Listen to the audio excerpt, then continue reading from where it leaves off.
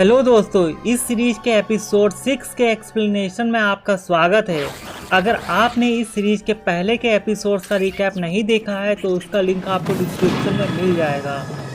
Episode 6 उडन की कहानी एडार के साथ शुरू होती है, जिसमें वो अपनी पूरी ऑर्क की सेना को जंग के प्रति स्पिरिचुअलाइज करता है और उनसे कहता है कि आज रात तुम किसी इनाम गुलामों की तरह नहीं बल्कि भाइयों की तरह एक दूसरे की ताकत बनकर जंग लड़ोगे। फिर वो सब मीनार की ओर आगे बढ़ते हैं और मीनार के अंदर आ जाने के बाद उन्हें कोई नहीं दिखाई देता।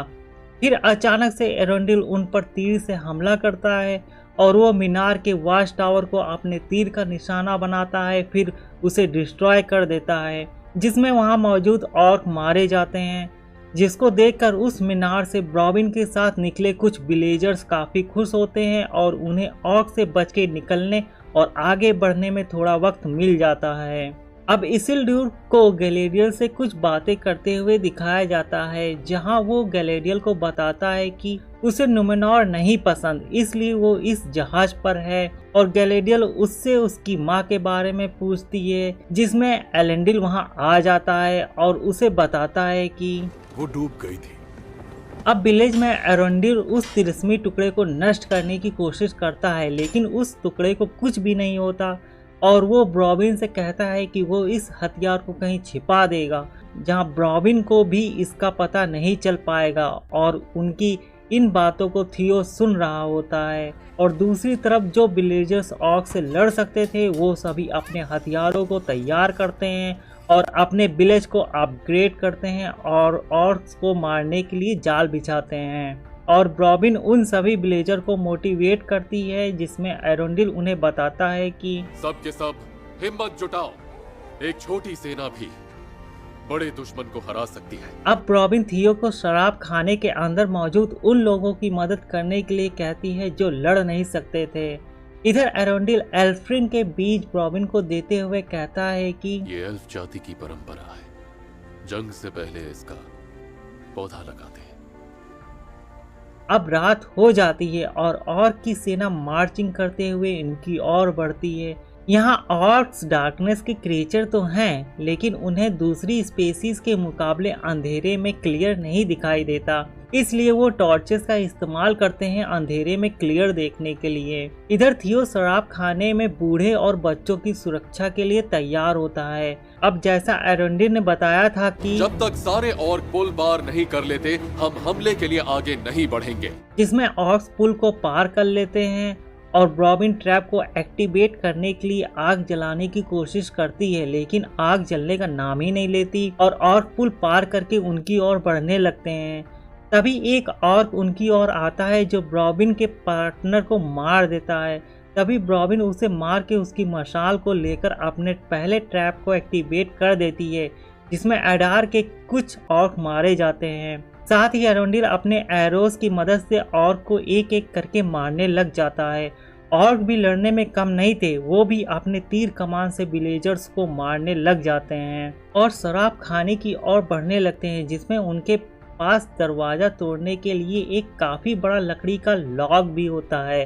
तभी विलेजर्स साउथ लैंड के लिए कहते हुए उन ऑर्क्स पर हमला कर देते हैं। दूसरी तरफ एरंडिल तीर से ऑर्क को मार रहा होता है, तभी चुपके से एक ऑर्क उस पर वार करता है, जिसमें एरंडिल उसे मारते हुए छत से नीचे गिर जाता है और वहां उसे एक बड़े साइज वाले ऑर्क से लड़ना पड़ता है, जिसे वो आसानी से नहीं मार पाता और वो ऑर्क उसे मारने ही वाला था। तभी वहां ब्रॉबिन आकर उसकी जान को बचा लेती है और दूसरी तरफ विलेजर्स काफी खुश होते हैं क्योंकि उन्होंने ऑर्क को हरा के उन पर विजय प्राप्त कर ली थी।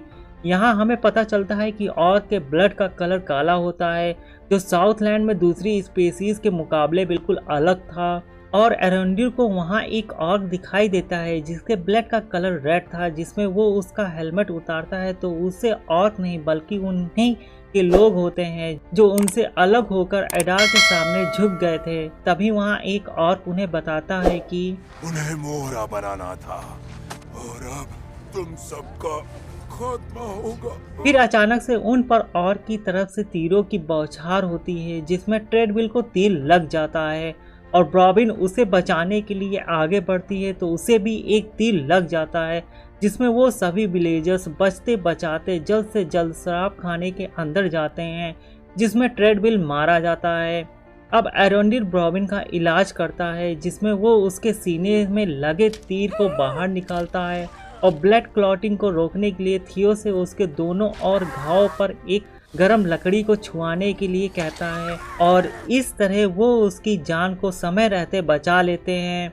शराब खाने के बाहर ऑर्क उन्हें चारों ओर से घेर लेते हैं, जहां ऑर्क काली भाषा में नमपत शब्द का प्रयोग कर रहे होते हैं, जिसकी मीनिंग है डेथ। फिर ऑर्क लॉक की मदद से शराब खाने का दरवाजा तोड़ने में लग जाते हैं और दूसरी ओर गैलेडियन न्यूमेनॉर की सेना के साथ तेजी से उनकी ओर बढ़ती हुई दिखाई देती है। इधर ऑर्क दरवाजे को तोड़ के अंदर घुस जाते हैं और सभी को मारने लगते हैं।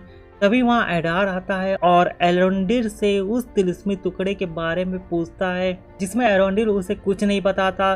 तो वो एक एक करके विलेजर्स को मारने लग जाता है और वो रॉबिन को मारने ही वाला होता है।